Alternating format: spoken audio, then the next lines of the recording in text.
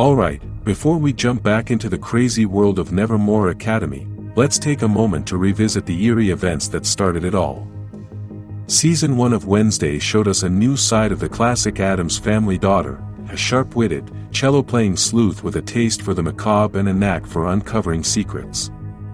From monstrous murders to psychic visions and deadly school rivalries, Wednesday's first semester was anything but boring. So, whether you're just remembering or watching it for the first time, here's everything you need to know about the thrilling, shadowy chaos of Season 1. It all starts with blood in the water, when Wednesday Addams unleashes a swarm of live piranhas into a high school swimming pool to avenge her brother Pugsley. She's not only expelled, she's catapulted into a darker chapter of her life. Her parents then send her to their old school, Nevermore Academy, this mysterious boarding school hidden in the woods, built for society's supernatural outcasts. There, among sirens, werewolves, and psychic seers, Wednesday's the new kid, and everyone's checking her out. The icy-eyed teen is quickly introduced to Nevermore's strange world by her rainbow-bright roommate, Enid, and kept under secret surveillance by a disembodied hand-named Thing, courtesy of her father Gomez. School drama then takes a backseat when hikers start turning up dead in the woods, mauled by a monstrous killer no one can identify. The sheriff's on it, but Wednesday's already on the case, trying to figure out what's really going on. As tensions rise with Bianca and the cryptic therapist Dr. Kinbot, Wednesday's psychic visions begin to reveal more sinister secrets, like Rowan, a classmate who believes she's destined to bring destruction, and who tries to kill her before becoming the monster's next victim. Nothing's normal at Nevermore, and for Wednesday, figuring out what's going on is just the start. But just when Wednesday thinks she's starting to figure things out, the mystery takes another turn. Rowan, who she saw get brutally mauled by the forest monster, is suddenly very much alive, strolling through campus as if nothing ever happened. Principal Weems says he got kicked out for undisclosed reasons, but the timing's fishy, and Wednesday knows something shady's going on. Determined to uncover the truth, she enlists the help of Thing, who secretly tails Rowan to the local train station, only to witness him transform into an entirely different man, and then, shockingly, into Principal Weems herself. Unaware of this critical revelation, Wednesday presses forward, refusing to believe Rowan's resurrection is real. Meanwhile, she joins Eugene's quirky beekeeping club and starts making some unlikely friends. Her suspicions grow when she finds Rowan's broken glasses near where it all went down, which proves to her that Weems is covering something up. And if that wasn't enough, Wednesday and Enid team up to win the chaotic and legendary Poe Cup, securing more attention than Wednesday would prefer. But winning comes with visions, they're stronger, more often, and getting super dangerous. One of them leads her to a centuries-old drawing that reveals a secret society known as the Nightshades, of which her own parents were once members. Then, because of her snooping, she gets into trouble, and someone drugs her and takes her to the Nightshades' hideout. Now, she doesn't know who's on her side anymore. The deeper Wednesday digs, the more tangled the web becomes. Turns out, the Nightshades didn't just disappear, they've simply rebranded. Bianca, Xavier, and the school's elite have secretly revived the society, operating from the shadows with grand ambitions.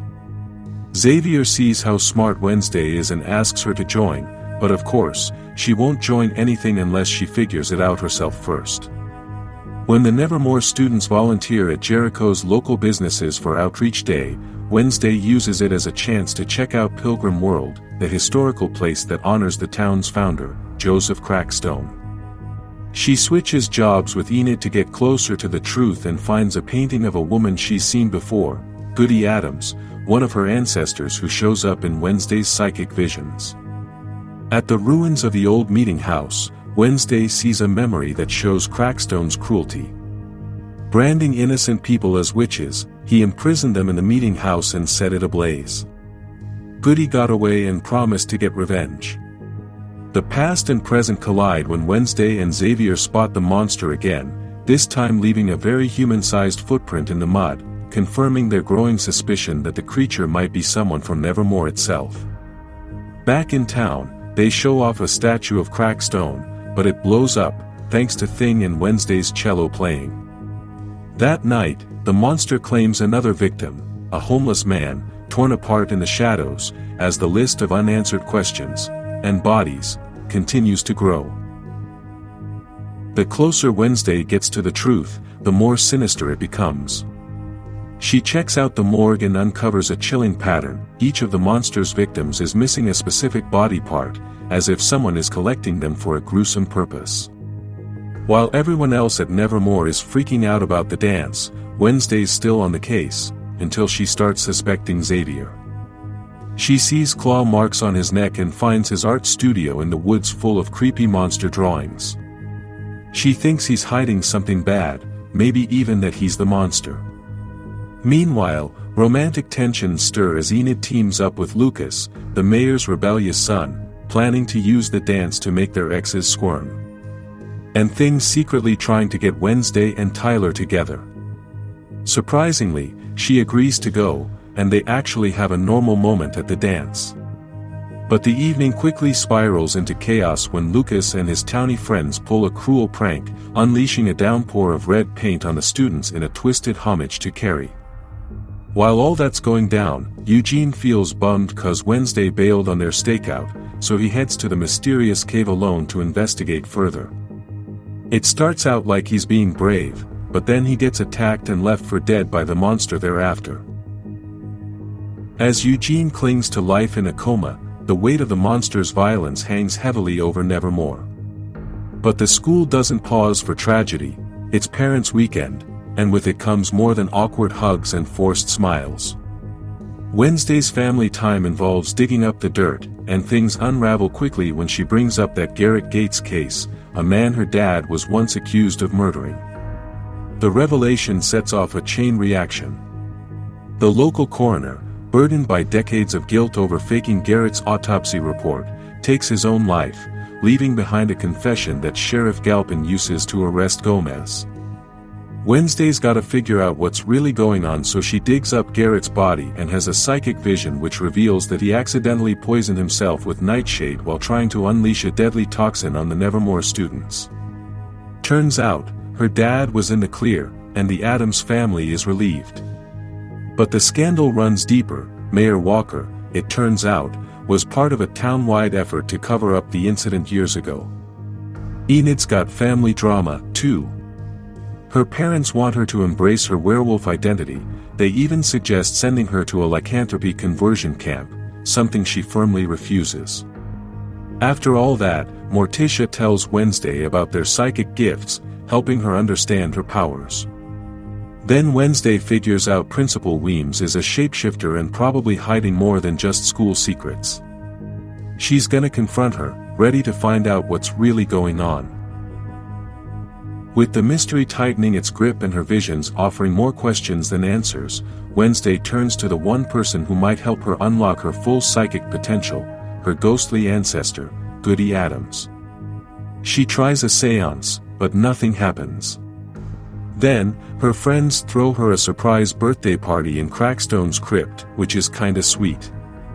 There, she stumbles across a quote that echoes earlier vandalism she's encountered, tying past and present together once again. Then, she has a vision of these haunting gates, ones that Xavier identifies as the entrance to the long-abandoned Gates mansion. The puzzle pieces begin aligning fast.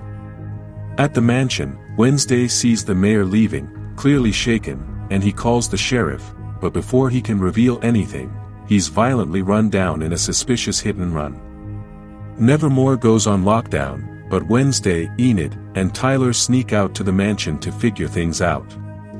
Inside, they find the mayor's car, the one used in the hit-and-run, and, more horrifyingly, the preserved body parts stolen from the monster's victims. Then, in a creepy bedroom, Wednesday finds this music box that belonged to Garrett Gates' sister, Laurel, who was supposed to be dead. While they're trying to figure out what's going on, the monster attacks Tyler.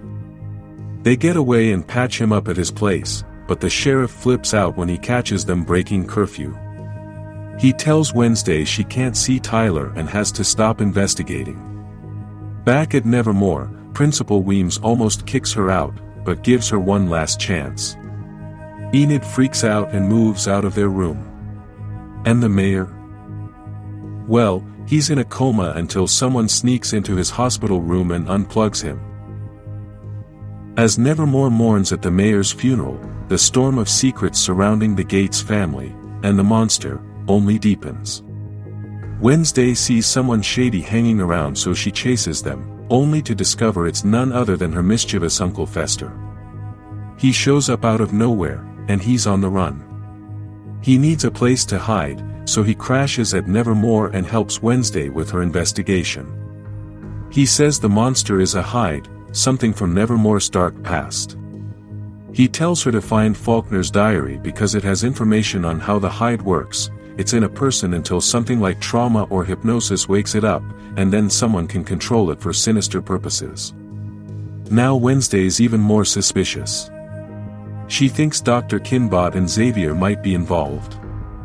As danger closes in, Tyler surprises Wednesday with a rare romantic gesture, taking her on a tender, fleeting date, one of the few moments she lets her walls down.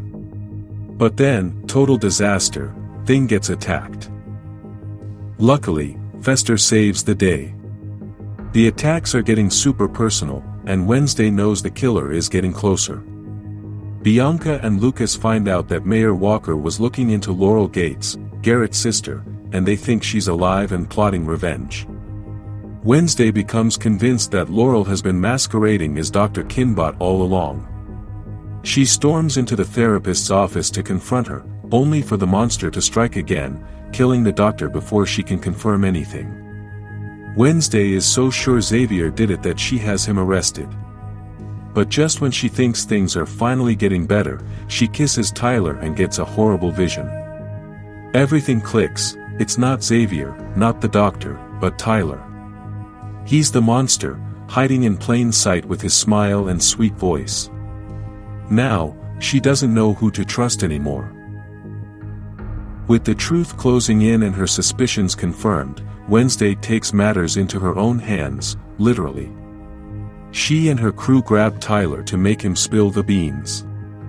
When talking doesn't cut it, she gets really intense, almost torturing him to get the truth. Her friends are freaked out and tell Principal Weems, who calls the sheriff. Wednesday gets busted, but not officially charged, but it's still bad. Tyler finally admits it, not even sorry, but proud. He's the hide, and he loved killing. Wednesday gets kicked out and feels betrayed, so she goes to see Eugene, who just woke up. He remembers seeing someone in red boots, which is what the botany teacher, Marilyn Thornhill, wears, especially the night of the cave. Suddenly, everything clicks. Marilyn is actually Laurel Gates, the vengeful sister of Garrett, hiding in plain sight. In a bold confrontation, Wednesday exposes Laurel, aided by Principal Weems posing as Tyler to catch the confession, only for Laurel to murder Weems moments later. Then, Laurel uses Wednesday's blood and the monster's body parts to bring back that dead pilgrim dude, Joseph Crackstone. He hates outcasts and stabs Wednesday right away. She's about to die, but Goody Addams shows up to save her. Then, it's total chaos. Tyler turns into the hide and attacks Wednesday, but Enid finally turns into a werewolf and fights him.